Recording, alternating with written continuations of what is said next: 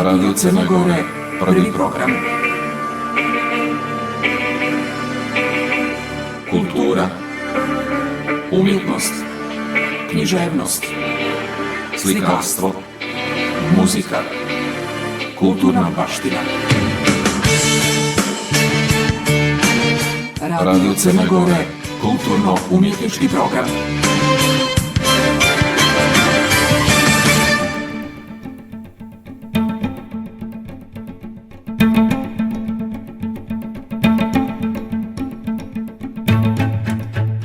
Poštovani slušaoci, naš i vaš gost u današnjoj emisiji je poznati crnogorski književnik Miraš Martinović, čiji je dosadašnji stvaralački opus osoben i kao takav prepoznat i van granica naše države. Može se zapravo kazati da je veoma prisutan na regionalnoj književnoj sceni gdje se njegovo djelo visoko vrijednuje. Naime, središte Martinovićevog stvaralaštva jeste poetika mita, kojom otkriva antičke gradove Crne Gore, ali i mitske i istorijske ličnosti. Teme crpi iz slojeva drevnih gradova i pretvara ih u stih ili prozni iskaz. Pa su tako nastali romani Jeretik, Posljednji Eshilov dan, Vavilonski mudraci, Putevi prevalise, Otvaranje Agruvijuma, Teuta, Snovi u Dokleji, Antički gradovi, Snovi i sudbine, ciklus od 5 knjiga Neotkrivena zemlja i da ne nabrajamo dalje. U literaturu je ušao daleke 1974. godine sa knjigom poezije Mit o trešnji, za koju je dobio književnu nagradu Lazar Vučković. Knjige Miraša Martinovića prevedene su na albanski, italijanski, hebrejski i turski jezik. Urađena je i internacionalna pozorišna predstava Teuta po istoimenom Martinovićevom romanu. Taj roman zavrijedio je i prestižnu nagradu Teuta koju dodjeljuje regionalno udruženje pisaca sa Kosova i iz Crne Gore i Albanije. Miraš Martinović je član Crnogorskog pena i Matice Crnogorske. Dobitnik je Oktobarske nagrade Herceg Novog, grada u kome živi i radi, u kome smo ga posjetili ovih dana. Povod za razgovor sa ovim našim istaknutim piscem je posljednji njegov roman Drugoga sunca luče, koji je objavljen prošle godine. Roman je posvećen Petru II. Petroviću Njegošu. To je neka vrsta imaginarne biografije posljednjih Njegoševih 10 dana. Na raspeću između dva svijeta, zemaljskog i univerzuma, između dva sunca, dnevnog i metafizičkog, između vladara i pjesnika. Poslušajmo razgovor sa ovim našim uglednim književnikom, a pripremili smo i nekoliko fragmenata iz romana Drugoga sunca luče.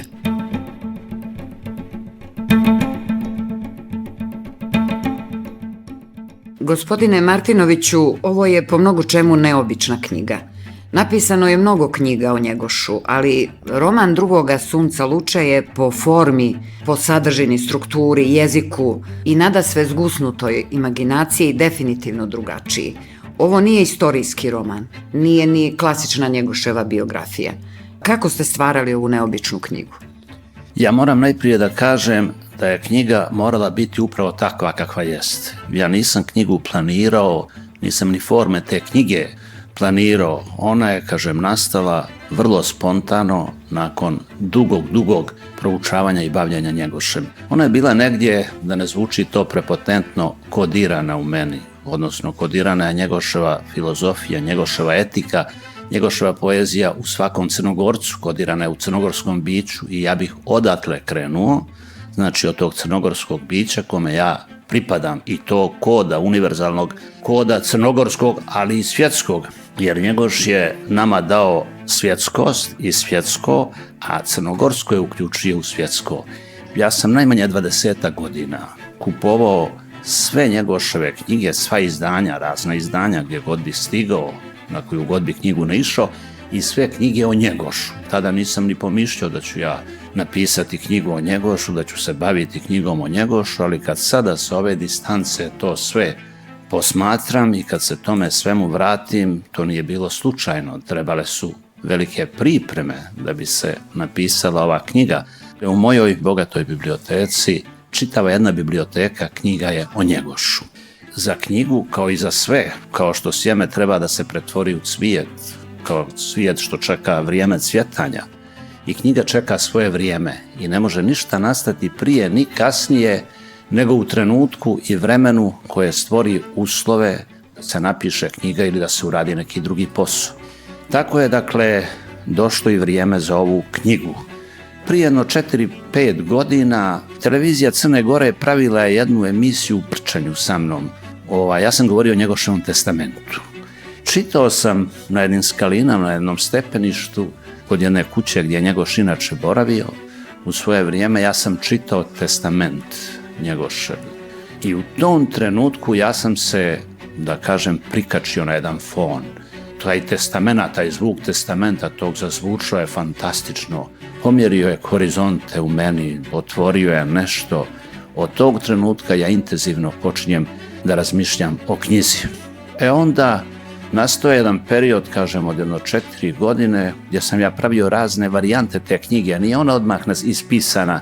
Kako je vrijeme odmicalo, knjiga se sama formirala. Formirali su se tokovi te knjige i danas i jutros, kada sam tu knjigu ja listao, pripremajući se malo naravno za ovu emisiju, vidio sam da ne bih ništa mogao ja tu više da ispomjeram, da dodam. To je zapravo to, ta knjiga takva kakva jeste. Ona jeste formom neobična, ona jeste, rekao bih, imaginarna biografija. Ona jeste i više od toga duhovna biografija Njegoševa. I ja sam se upravo naslonio na to, na njegovu duhovnost, ali nije on samo bio duhovan čovjek, on je bio i svjetovan čovjek, on je bio ovozemaljski čovjek, on je bio vladar koji se bavio svakodnevnim ovozemaljskim poslovima i mi smo pravili mit od Njegoša. Njegoš nije nikakav mit, Njegoš je naša stvarnost, Njegoš je crnogorska stvarnost, Njegoš je naša ukupnost, Njegoš je bio živ čovjek u svom vremenu i ja, čitajući ga, proučavajući ga sada i prije, nemam osjećaj da je umro.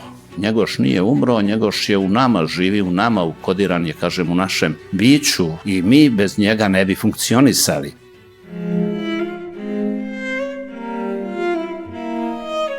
Zavjet.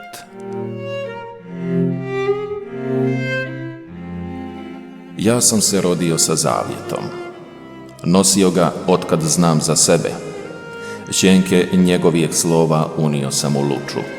Njih će čitati oni koji to budu znali, a šćenke su me pratile zemaljskim putevima.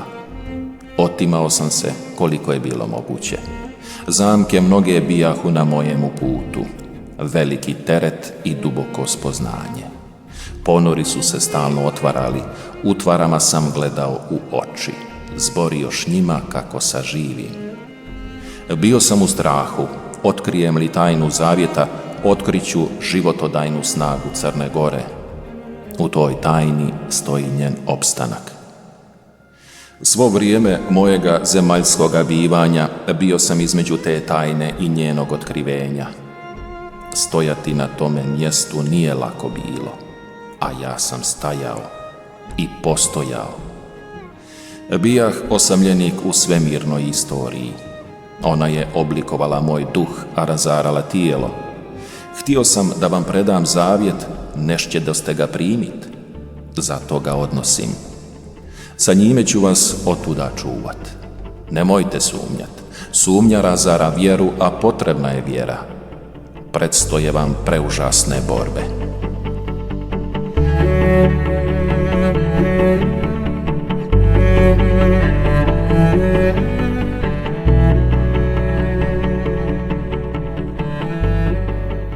Krenimo na početku ovog našeg razgovora od samog naslova, drugoga sunca luče.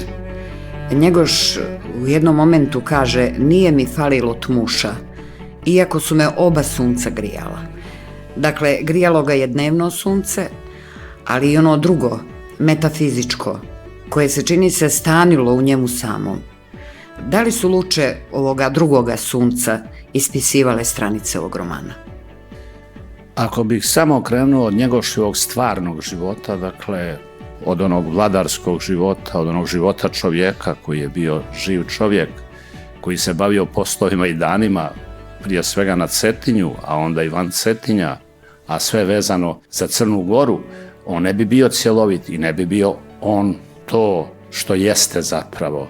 A on jeste bio i ovozemaljski čovjek, ali je bio nadasve duhovan. I ta njegova duhovnost je profilisana prije svega iz svog naroda, a onda iz onog što je svjetsko. On se uvijek nastanjao na svjetsko, on se jedino tako mogao i osloniti. On se oslonio na Homera, recimo. On se oslonio na pravi temelj.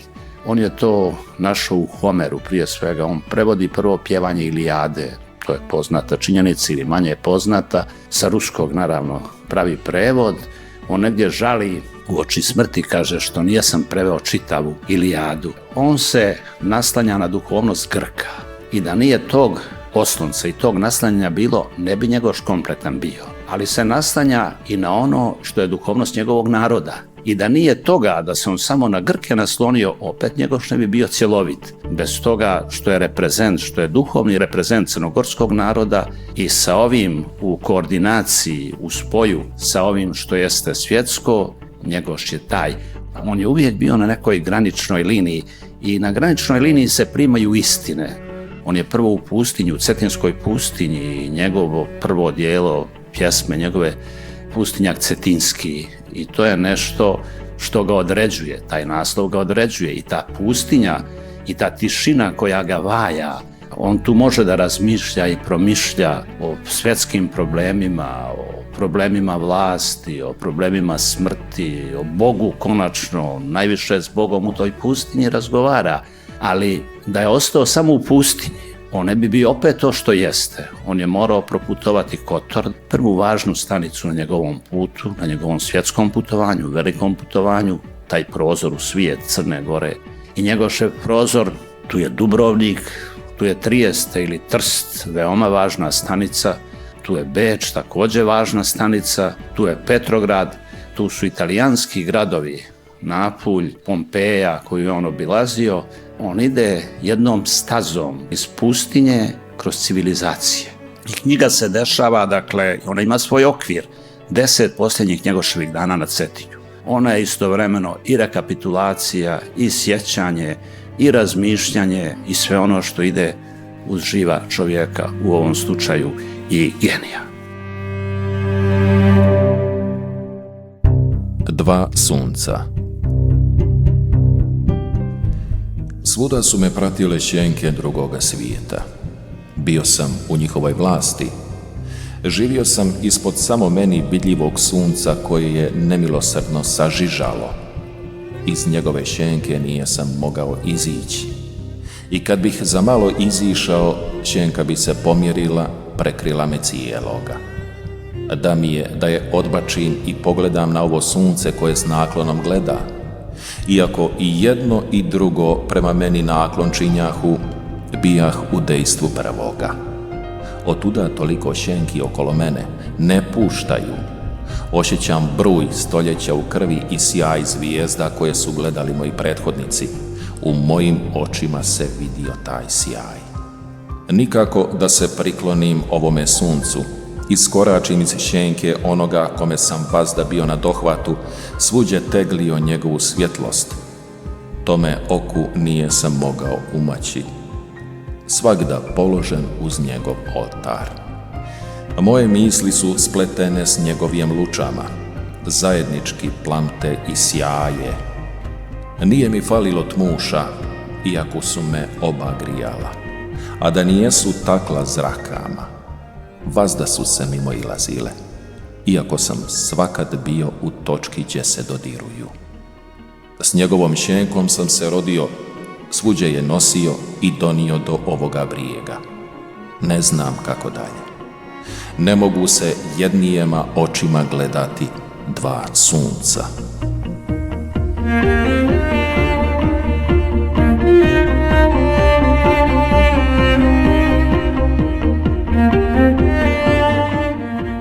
U romanu ima više, da kažemo, tokova i linija. Postoji stvarni tok, gdje se pominju važne ličnosti kojima je Njegoš bio okružen.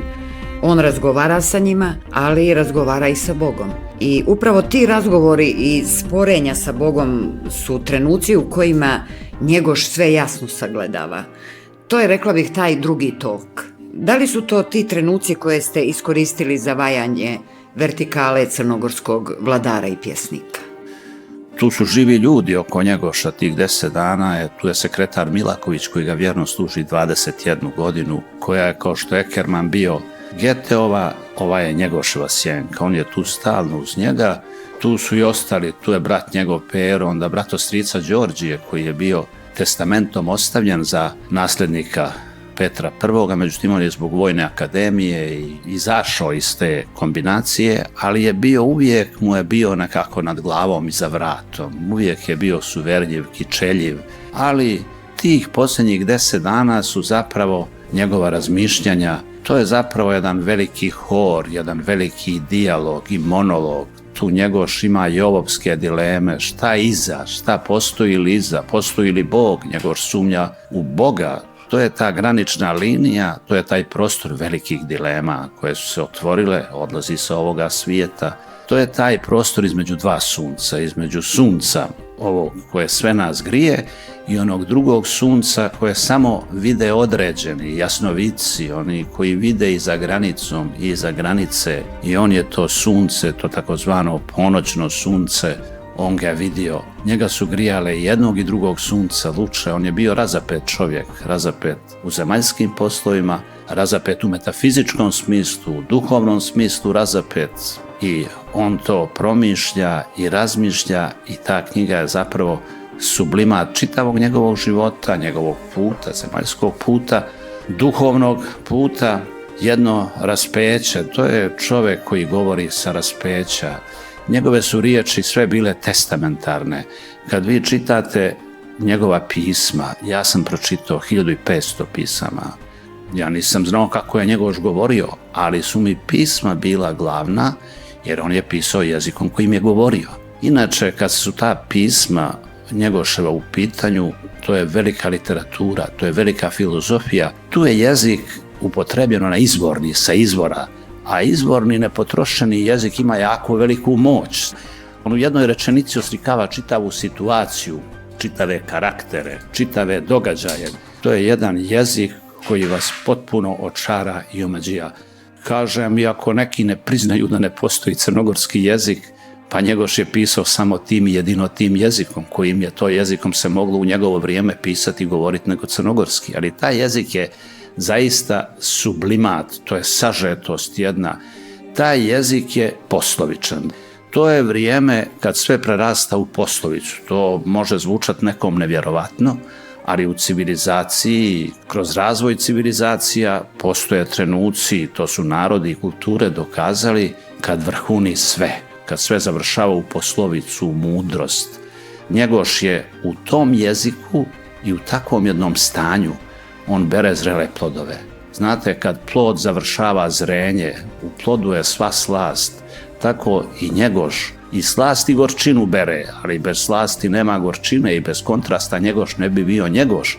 I kompletno njegovo djelo je upravo napravljeno na toj relaciji žuč i med, slast i gorčina. Dakle, on se ostvaruje i on se nije slučajno pojavio, jer vrijeme bira ljude, ali ne bira bilo koga, nego bira onoga koji je obilježen. Njegoš je bio čovjek koji je imao znak, koji je bio obilježen, koji je bio prepoznat, pa zato i, da žargon jedan upotrebi modern, zato i lansiran, ne slučajno i od svog naroda i iz svog naroda i iz vremena u kome je živio i okolnosti koje su ga činile takvim kakav jeste. On je u nekim čudnim okolnostima koje su slične i današnjim okolnostima, političkim i tako dalje. Crna Gora je na razmeđu i raspeću koji što i danas u Njegoševo vrijeme je tako bilo. Na jednoj strani je Rusija, na drugoj strani je Austrija, na trećoj strani je Venecija, Turska je pokrila sve ili gotovo sve.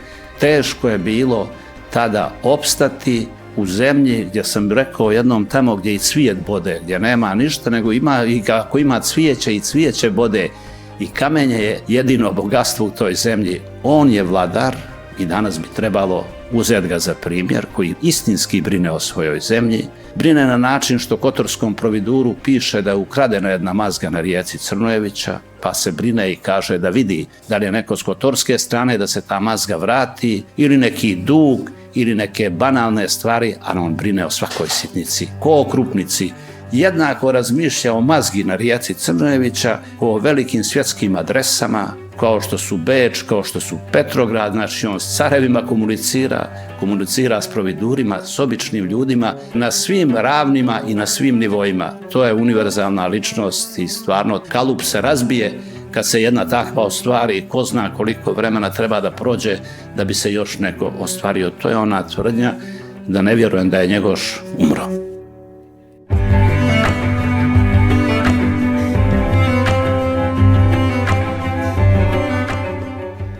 Pisah Luču, sve rođeno mora umrijeti, zakon koji se ne može mijenjati. Drugi su podložni promjenama. Na ovaj čovjek nema dejstva, ni Bog ga ne može mijenjati.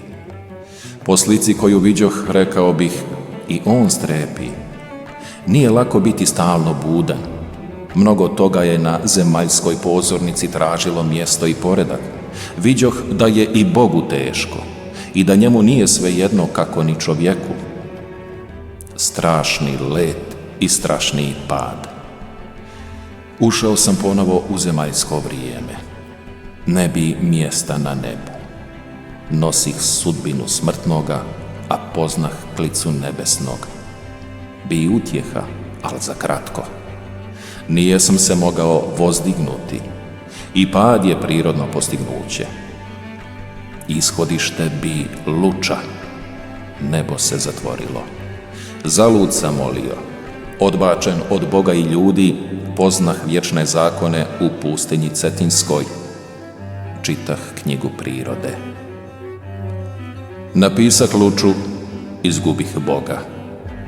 Poslije uzdignuća u nebo nije lako odgovoriti zemaljskim potrebama. Nebo jednom daje milost, poslije biva nemilosno. Na mene je pogledalo. Teško onome koga nebo pogleda. Zagubljen rukopis Luča proizvod je više urote. U svakom njenom slovu su luče blistateljne koje ne smije vidjet oko smrtnika.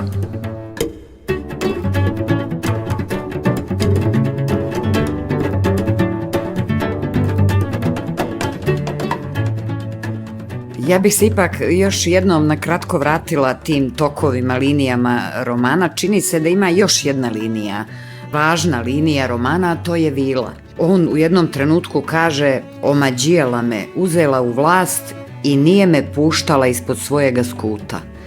Ovo je jedan od Njegoševih doživljaja vile koja ga je pratila svuda, kroz Trijeste, Veneciju, Peterburg, sve do sudnjega časa. Vila je metafizika, vila je pjesničko nadahnuće, vila je poezija, vila je konačno i nadasve žena, jer Njegoš je bio čovjek koji je gledao iz žene i negdje na samrtnom času u jednom pismu kaže: savjetovali su me da radim ovo i ono zbog bolesti, da uzimam ove i one lijekove i da ne gledam na žene, kaže. A kako bi, kaže, čovjek, a da ne gleda na ta krasna stvorenja? Vila je i žena, vila je i sudbina, vila je i demon, demonica, smrt, vila je i smrt. To je nešto što je univerzalno i bez čega ova knjiga bi bila falična, ona ne bi bila kompletna. Taj tok u romanu je veoma bitan. Taj tok kreće iz Njeguškog doca kad je imao 15-16 godina, taj dolac cetinski, pojava tog nestvarnog stvorenja koje je njega vodilo i pratilo svuda, na svim putovanjima, u svim kritičnim časovima i časovima dilema dok putuje za Trijeste ili u Petrogradu ili u nekoj lokandi italijanskoj ili u nekom bečkom hotelu Imperator i tako dalje. Ona se javlja u mnogim situacijama, to je glas koji on sluša. Ta vila bi mogla biti duboka savjest. On sluša negdje kroz tu vilu i samog sebe. I kaže, dok god slušao je vilu i hodio za onim i ka onome što je ona trasirala, dobro je bilo i donošene su prave odluke. Eto, može to biti u ovom trenutku, to je polifonično pitanje koje otvara mnoge mogućnosti, to je ta Njegoševa polifonija, ta univerzalnost, ta višeznačnost.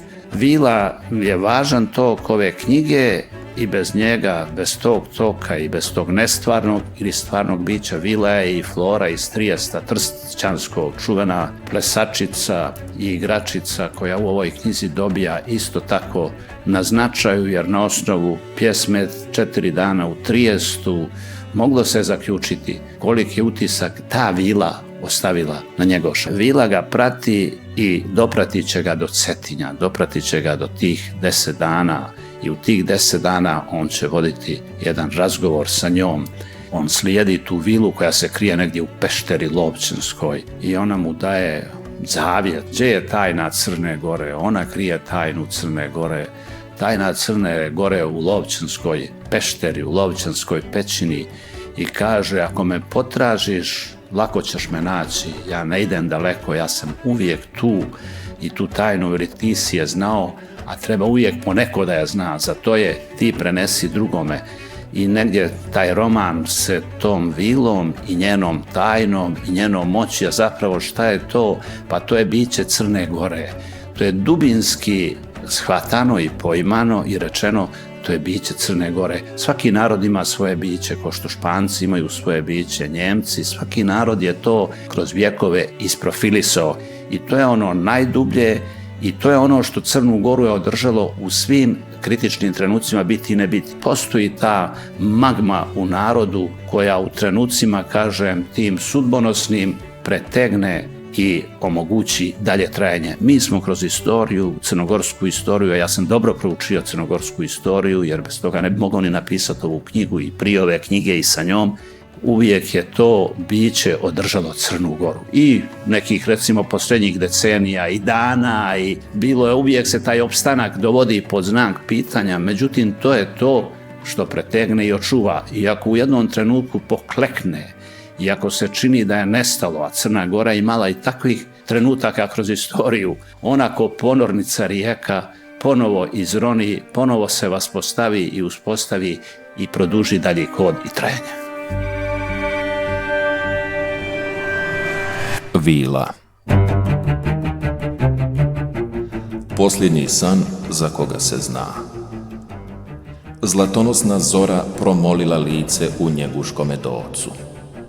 Iz cvijeta se stvori, krenu prema meni, šćela su me priviđenja. Zaslijepi me ljepota, sveza magičijeskim pogledom, nešto mi je zborila, ne razumijeh, neki drugi jezik to bijaše. Dade znak da krenem, te ja uza strane Lovćenske ko nekada, ma jedva, ona lakokrila predamnom. Stvori smo se pod vrhom Lovćenskijem, stadoh da odmorim, ponestala snaga. Ona spušti krila, viđuh joj oči. Obrnuh pogled ka Cetinju, rijeci i jezeru Skadarskome, Boki pa Podgorici. Kad god bi tamo pogledao, šetio bih se one bitke. Ona za to vrijeme bijaše u pešteri. Kad bude teško Crnoj Gori, ovdje dođi. Ako me ne zatečeš, znaj da nijesam daleko. Pomoli se i ostani dok čas mine. Čuću tvoje riječi ma đe bila. Ovdje je tajna koju čuvam. Čujem li dobro, Gospode? Ko mi ovo zbori? Ja, Lovćenska vila, čuvarica Crne Gore. Ako nekad zaspim, znaj da je od mnogoga bdijenja. Ni vile ne mogu izdržati i nas san prevari, ali ja u snu vidim. Tebe sam sanjala. Ne kažu i ovome, nek zna jedan, a po jedan mora uvijek znati. Vratih se, no sebe ostavih u okrilju njenome. Od onoga prvoga susreta nije smo se razdvajali. U snove mi je dolazila, javom pratila. Nije sam izlazio iz šćenke njenih krila. Onome ko dalje nastavi reći ću s one strane, tada ćete me čuti i bolje razumjeti. Do sad nije bilo tako. Najposlije mi je rekla: Neka me se pomenu Crnogorci kad im bude nevolja. Moja misao je saborna, a sabornost će im trebati. Njen glas nije bilo lako izdržati. Ne znam što bi s njom. Kud se đede, ona je u vama i svi je nosite.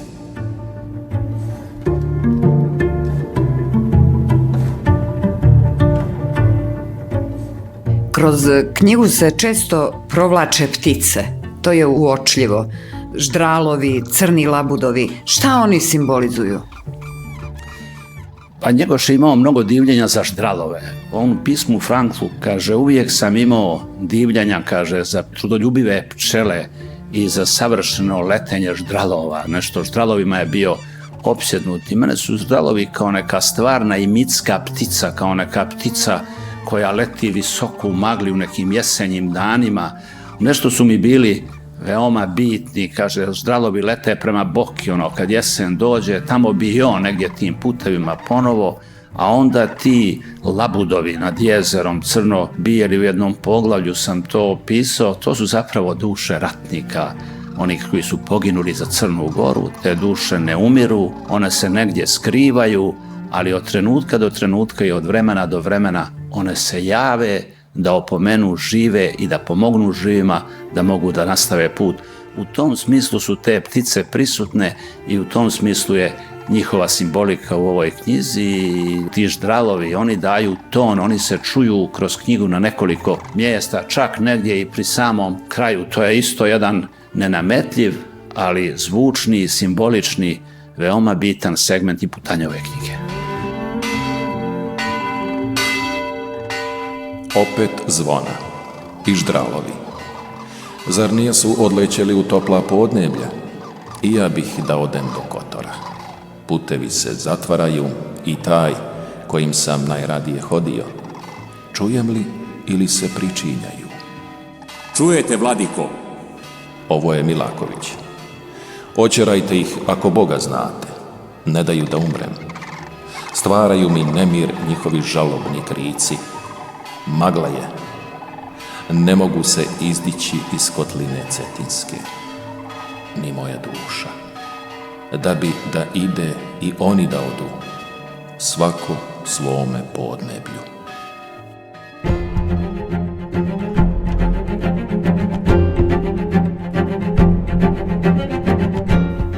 Malo čas smo se dotakli kratko, kazali smo da roman Drugoga sunca Luče ima korijene u antici.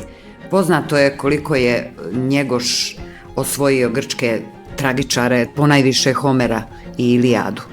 U vrijeme velikih tragičara grčki čovjek je u svemu doživio vrhunsko stanje. Šta se dešavalo s crnogorskim čovjekom u Njegoševo vrijeme? To je, rekao bih, buđenje duha. To stanje, jednostavno se budi duh. To se desilo u Atini, u jednom malom prostoru. Odjednom je nešto prostrujalo. Znači, to su te duhovne struje koje pobude i probude umove. Ta duhovna struja je probudila, odnosno grčki narod koji je rodio, odnosno ta struja Homera, pa velike tragičare.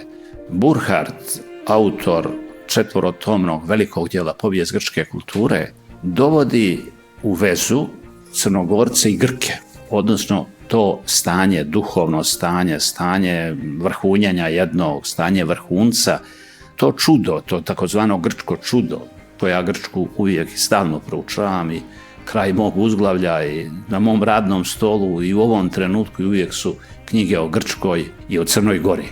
Doveo je u vezu ta dva stanja, grčko koje je dalo tragičare i crnogorsko koje je dalo Njegoša. To je, rekao sam, trenutak kad sve dostiže određeni vrhunac. To je stanje jedne punine u filozofskom, u duhovnom, u svakom pa i u materijalnom smislu. To je stanje materializacije, tu se duh materializuje. To je stanje posebnih zakona. To je stanje gdje čovjek toliku samosvijest postiže i dostiže da sam se sobom vlada. To je najveće i najljepše moguće stanje. Čovjek je potpuno slobodan. Znači, slobodan je da radi šta hoće, ali taj čovjek je toliko svjestan da istovremeno reguliše svoje ponašanje. Njegoš je u jednom trenutku, na jednom zboru, razgovoru s Crnogorcima rekao: Crnogorci, vi ste slobodni ljudi. To je za mene jedna najveličanstvenija maksima. Znači, Crnogorci, kao što su Grci 2500 godina i 2300 prije crnogorskog čuda na malom parčetu crnogorske zemlje koje se desilo, Crnogorci su uistinu slobodni ljudi. Crnogorci vjeruju u riječ. To je stanje gdje je riječ vrhovni zakon. tu izrečena riječ vlada, dakle tu zakona nema, to je stanje samosvijesti riječi, to je nešto najveličanstvenije. U takvom stanju Njegoš pjeva, on je labud umirući koji pjeva, dostiguje te najveće horizonte slobode i ljudskosti. U tom stanju se formira i iskazuje Njegoš, u tom stanju nastaje njegovo djelo. Posle tog stanja, to se i u Grčkoj desilo, stanja vrhunci postoje, ko što talas dosegne jednu određenu tačku i pada, onda je krenulo da ide silaznom linijom, ali je ostao biljeg da smo mi dostigli to stanje, a taj biljeg je Njegošev gorski vijenac, a taj biljeg i taj znak je Njegoševa luča. Najveće moguće stanje koje je Crnogorac na crnogorskoj zemlji dostigao, to su ta djela, ta dva vrhunca, ta dva vrha, dakle, to je velika sreća za jednog pjesnika i za jedan narod. Jedan narod postoji samo dok ima velikog pjesnika. Grci će uvijek postojati dok ima Homera, Crnogorci dok ima Njegoša. Postavlja se pitanje ima li Crnogoraca, nema, da li će opstati, opstaće. Dok je god Njegoševog dijela, bit će i Crnogoraca. On je rekao jednom Matiji Banu, koji je iz Beograda došao da ga posjeti, to je negdje bilo uoči Smrtine, možda baš blizu.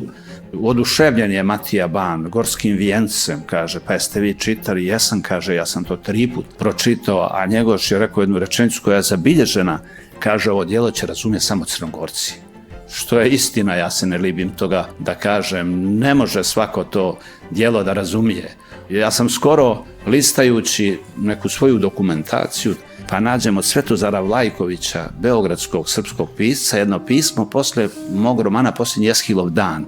Pa mi piše o toj knjizi, ali kaže, evo, prevodim Njegoša na srpski, pa ne ide nikako, kaže, jedno pismo koje mi je ovo kao ilustracija, a nikoga da ne podcijenim, naravno, Njegoš je svačiji, Njegoš je oni koji ga razumiju, svih oni koji ga razumiju, dakle, on je svačiji, nije on samo naše i isključivo naše, on jeste to, ali ne možemo ga prisvojiti jer on ima svetske horizonte u sebi i svom dijelu, tako koga god razumije, on je svačiji.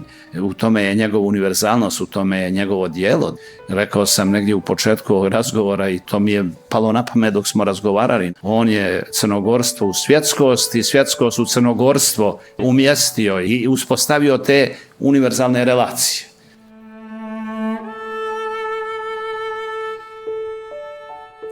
Ko su sada ovi što hljeb traže? Mnogi glasovi u jedan se stapaju. Opet glad.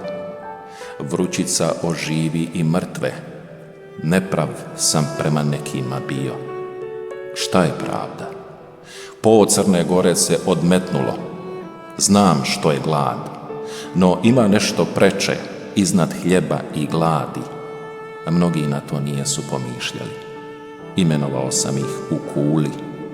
Uzeli žito, obraz izgubili. Crnoj Gori nije izlaz u Skadar na način na koji oni činiše, no u smrt ako izlaza nema. Do herojskih činova mi je stalo koliko do poezije. To je za mene jedno. Ilijada me održala. Istina izlaze na viđelo kad im vrijeme dođe. Grozio sam se tirjanstva i svakad sam bio zato da mu se stane na vrat. Tirjanstvo unižava čovjeka. Stavi kraj uzglavlja da je vidim još jednom.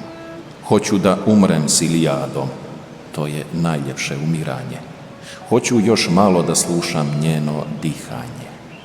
Knjige dišu kao ljudi.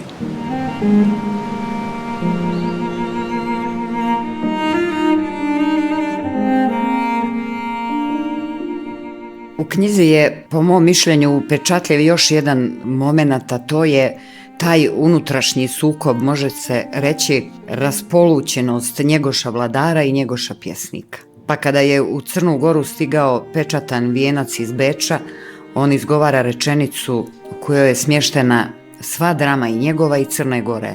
Što će knjiga u gladnu zemlju? Ko je njime zavladao?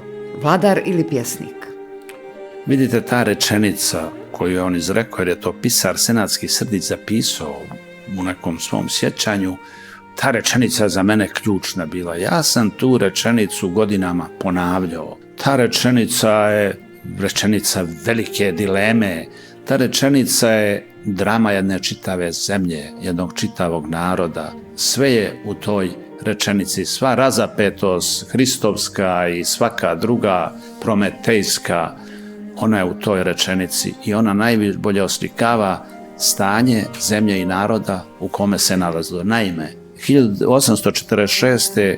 u oktobru Njegoš ide u Beč. Ide jedna zima, strašna zima i on ostaje 6 mjeseci. On tamo pečata gorski vijenac, radi na tome i vrši neke popravke, iako on popravke gotovo da nije pravio za svoja djela, to sam isto naišao, nije nešto popravljao i prepravljao mnogo, no ono što je rekao bilo je zakon, pa i stih svaki. Dobija od Pera, brata, koji ga zamjenjuje u to vrijeme na prijestolu, kaže, Crna Gora se kolebnula, jedna rečenica meni strašna isto tako. I brda su se veli kolebnula. I brda, znači, u zemlji glad je velika, raspolućenost je strašna, Skadarski paša je na granice iznio žito i darove i poziva Crnogorce da dođu i da uzmu, time i priznaju Skadarski pašaluk kao svoju vlast, a ne priznaju Njegoša, naravno. Sad, u jednom takvom stanju, ja sam mnogo razmišljao o tom stanju, Njegoš pečata gorski vijenac i tu su neke pare, naravno, potrošene i stiže sa tom knjigom u gladnu zemlju. To je strašna slika. I sad su Srdić radoznao, knjiga dolazi gdje nema knjige, bi da vidi knjigu kako izgleda, a on je rekao šta će knjiga u glad, postidio se malo. Sad je to ta dilema, šta je tu izdaja? Je li izdaja otići uzeti žito i prehraniti djecu? Ili je izdaja, hajde, nisu oni da ga nisu priznavali, ali malo su se okrenuli Cetinju. I tada po Crne Gore ide u Skadar, bukvalno prima te darove svaljine svitne, to je baš ovako i pismu jednom rečeno, i torbu žita ili vreću žita, i u toj drami Njegoš je nemilosrdan, ali mora se biti. Kad je u pitanju država i opstanak, nema milosti tu. On jako kažnjava sve one Todora Piperskog serdara, pa Plamenca Markišu, koga je mnogo osobio i volio, kapetana Crvničkoga, pa šalje odrez Đorđijem i Perom 2000 ljudi na Crvnicu, hoće da održi zemlju, jer se zemlja nema, ode zemlja, ode Turcima, ode Skadru, dakle. I tad nastaje čuvena pjesma Kula Đurišića. To je političko-programska pjesma, ali ona ima i veliki umjetnički nivo. On u toj pjesmi uzdiže one koji su se održali, koji nijesu otišli u Skadar, uprkos gladi i svemu onom što su doživljavali, a jako grdi one koji su to učinili, i to je fantastično izvedeno. Kaže, uvod te pjesme u nekoliko stihova, to je ta njegoševska moć da oslika stanje recimo u zemlji u 3-4 stiha. Pa kaže, Crnu Goru muka pritisnula, pogibe joj žito u dolini, pogibe joj stado u planini, uzvijao se narod po gorama, niko ne zna šta hoće da radi. Pa vidite vi kako je to stanje bilo i kako je bilo njemu u tom i takvom stanju. I nije ni čudo što je izgovorena ta rečenica, ali šta bi mi da nije pečatan vijenac i da nije vijenca, opet bili bi jako zakinuti, bili bi prepolovljeni, bili bi neprepoznati ovako. Iako izgubimo neke osobine, a narodi gube osobine, jel da, i vremena dolaze koja profanišu, a i ona koja uzdižu, ta knjiga će biti naš znak, prepoznatljivi naš znak, i Njegoš će biti naš znak. I ono što se dešava, to su politikanstva, i to se dešava u istoriji, što je podiglo mnogo buke ovih dana, u javnosti, manipuliše se politički i tako dalje i tako dalje. To je jedno neznavenje, ja ću upotrebiti tu riječ.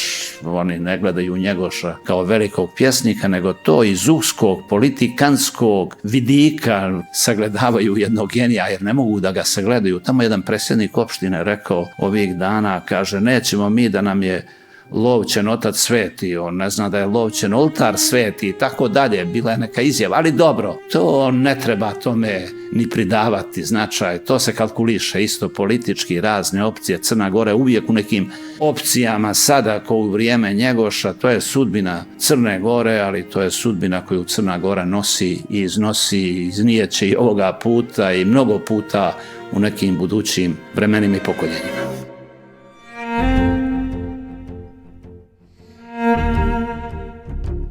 Šta će knjiga u gladnu zemlju? Riječi pisma ne davahu mira. Zamišljah Crnu Goru i što se u njoj radi. Iz straha da to gledam, a čekajući vijenac, ostadoh pola godišta u Beču. Možda će knjiga smirit Crnu Goru. Sa njom se uputih Veneciji. Gdje je knjiga utolila glad? Taman da ih je koliko u onoj biblioteci što je izgorjela, ne bi pomoglo. Njome se ne toli glad, iako je moju tolila. Bijaše strašno kad stigoh u gladnu zemlju, sve u rasulu. Tada shvatih da je poezija ništavna. Hljeb je iznad pjesme. Šta će knjiga u gladnu zemlju? U zemlju smutnja. Pisah Gagiću o muci u kojoj se našla Crna Gora. Nema žita. Pomrijeće narod. Sakrih vijenac, bi me sramota pokazat knjigu. Potroših novac za pečatnju. Bolje da sam održao nekoliko duša. I da skovah peruna, što bi? Treba podloga za monetu. Može li podloga biti gladna zemlja? Može li knjiga? To niđe u svijetu nije moglo, pa ni ovdje. Iako ovdje može mimo svijeta. Po Crne Gore odbježa u Skadar. Žito na granice. Kako da ih vratim? Kako će gladni odoljet žitu? Turska sila, domaća izdaja. Muka sa svakoje strane. Narod se uzvijao, ljut na Boga i Gagića, na Rusiju, na sebe ponajviše. Što odoh u Beč? Morao sam se maći, loše ostavih, a u gore nađoh. Vijenac će trebati kad srećno vrijeme dođe, ako takvog zemana ima, ako je upisan Božjom rukom, a jeste, doći će i ograšit Crnu Goru. Osjećam ga iako daleko. Vazda sam dalje vidio bolje, mrtve slušao, njihova se ne mijenja.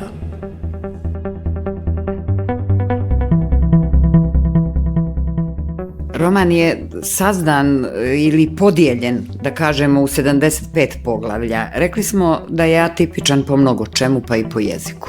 Pisali ste ga u mjeri koliko je to bilo potrebno, njegoševskim, to jest tadašnjim crnogorskim jezikom. Melodika, ritmika toga jezika došla je do punog izražaja, pa se čitaocu učini da se ova knjiga nije mogla ni napisati današnjim jezikom. Kako ste pronicali u taj jezik? Kako ste ga usvajali? Da biste takvim jezikom pisali, naravno, morali ste ga najprije usvojiti. Upravo tako, pa negdje taj jezik i živi u meni, u svima nama živi jezik. Biće naroda i biće jezika je jedno biće. Narod traje u jeziku, kao što jezik traje u narodu, i to je nešto što je neodvojivo. Ova knjiga nije mogla drugačije biti ni napisana, ona bi zapravo vrlo smiješno zvučala da sam je ja današnjim jezikom pisao, ali ja sam tokom razgovora rekao da pisma su meni mnogo pomogla. Ja da bih upio taj jezik, ja sam u sveske koje mi moja prijateljica Branka Bogavac redovno šalje iz Francuske, jer ja pišem prvo, u sveskama pišem. Ja sam to stotine pisama rukom prepisivao da bih ja to upio, da bi to postalo dio mene, da to prirodno zvuči, da to nije nakalemljeno, jer sve što je nakalemljeno je i nakaradno. A bez tog postupka koji sam radio i uradio, ne bih postigao tu prirodnost. Te stranice zbilja prirodno zvuče i to je meni mnogo pomoglo, pisma i isključivo pisma, naravno i poezija, naravno i duh. Kad vi osjetite duh nečiji, to je duh Njegošev, onda je sve lako, onda se otvara prostor pa i za jezik. Osim Luče, Luča je pisana posebnim jezikom. To je pravi njegoševski jezik. To je jezik koji je univerzalan, koji je uzdignut iznad jezika, ako se to tako može reći. To je nešto što je njegoškovo. To je Njegošev jezik, Njegošev, samo njegov jezik, to nije ni naš crnogorski, ne znam, jezika. Luča je jedno od najvećih, možda 3-4 dijela svetske književnosti. Ona se ne može prevesti, ali te poruke iz Luče i to što je Njegoš artikulisao kroz Luču, to je svjetskost. Mi smo svi, misleći na Crnogorce, u vijencu, a čitav svijet je u luči. U tome je sad ta razlika, ako bi pravio neki antipod, neku gradaciju, znate, to su ogromna, grandiozna oba dijela. Svijet je čitav u luči, svjetske ideje, univerzalnost, ovdje je sve to, ali i naša narodnost, što Njegoš kaže, i biće crnogorskog naroda je u vijencu. Jezik je jedno prirodno stanje, kao vazduh koji dišemo. On se najbolje artikulisao kroz Njegoša. On mu je dao visoka značenja izračenja tom jeziku i to je vrhunac jezika crnogorskog. Posljednje poglavlje u knjizi zove se Planina. Na toj jednoj strani knjige, bar je moj utisak takav, poslate su Crnogorcima poruke za sva vremena.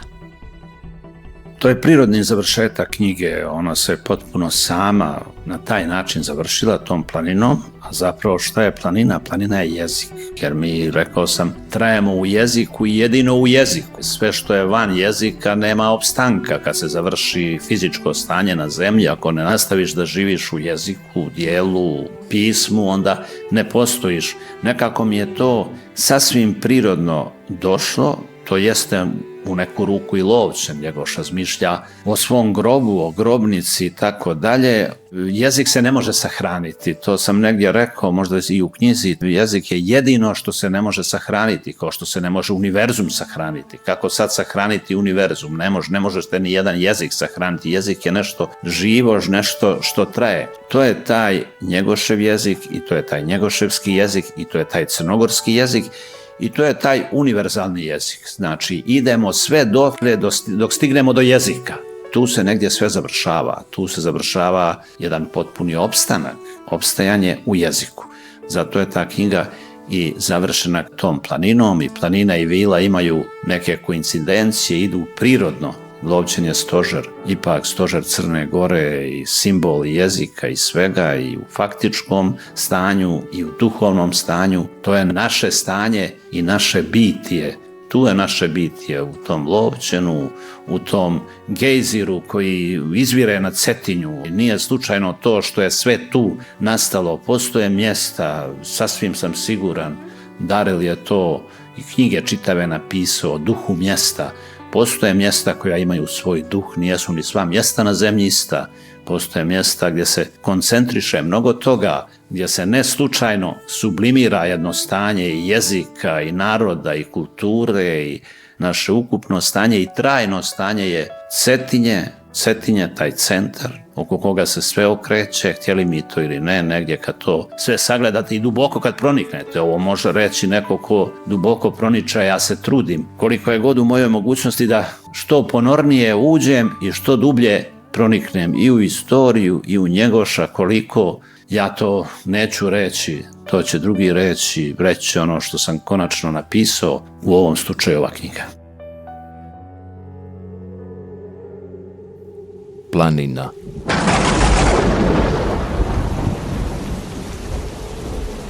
Tišina koja oblikuje riječi. Ovamo nema ničega. U vijenac i luču uvio sam tajnu života. Ovu planinu nijesam slučajno odabrao. Htio sam da budem izvan svijeta kako bih bio među vama. Da nje nije bilo, ne bih sebe čuo. Oko ovoga vrha što se zove Lovćenska kapa, vavijek su kružile neke više sile. Slušao sam ih, razumio što zbore. Nije sam mogao ostati izvan tijeh sila i priče o njima koja kruži kroz pamćenje. Ona se na ovome vrhu preobražava i postaje svjetlost. Javi se s vremena na vrijeme. Ja sam gledao dok bijah tamo. Poslije danima nijesam sebi mogao doći. Ta me svjetlost bačala u pijanstvo. Okrenite se ka ovome vrhu. Svjetlost vam neće dati da se izgubite. Sam sam tako činio i svakada pobjeđivao. Ja sam to činio dok postadok svjetlost. Ovo je planina naših duša. To da smo razdvojeni samo je privid. Iskre mojih misli u vama svijetle. Ovdje se začeo naš govor i sam sam ovdje prozborio. U njemu živimo. Je li ovo dar ili kazna? Niko ne zna. Sve naše misli su sabrane u ovoj planini. Ona je sabiralište. Iz nje sve kreće i ka njoj se vraća. Ovdje je naše bitije.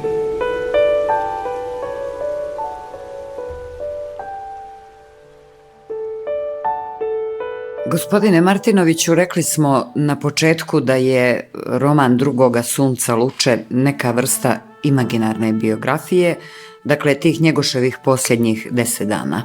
Da li je vaša, da kažem, gotovo eruptivna imaginacija od koje je sazdana ova knjiga plod vašeg unutrašnjeg Njegoša, Njegoša koga nosite u sebi?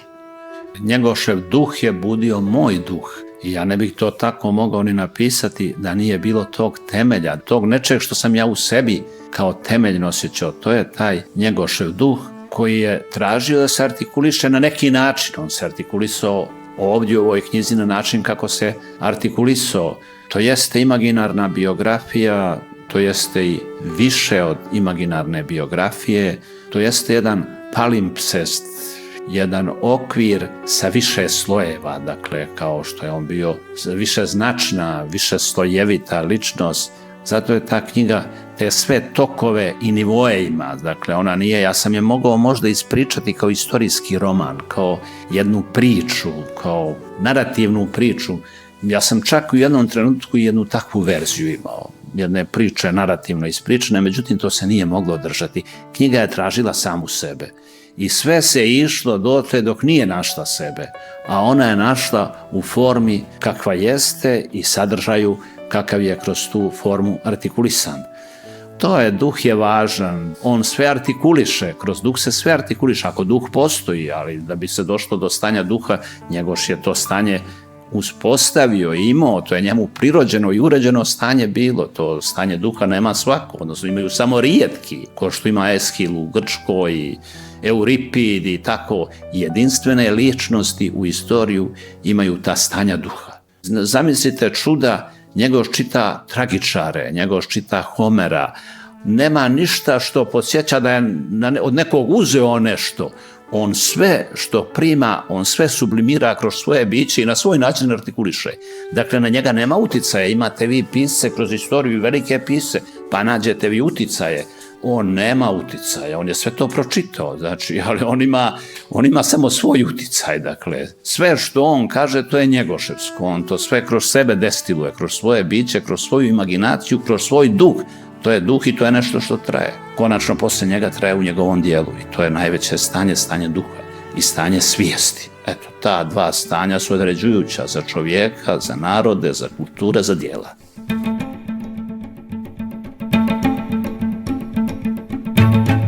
Poštovani slušaoci, u današnjoj emisiji razgovarali smo sa gospodinom Mirašom Martinovićem, poznatim crnogorskim piscem, o njegovom posljednjem romanu Drugoga sunca luče, koji je posvećen crnogorskom vladaru i pjesniku Petru II. Petroviću Njegošu. Snimanje, montaža i muzička podloga Jovica Trajkovski. Naracija Vladimir Savićević i Tamara Leković. Urednica Jadranka Prelević. Realizacija kulturno-umjetnički program Radija Crne Gore, februar 2017. godine.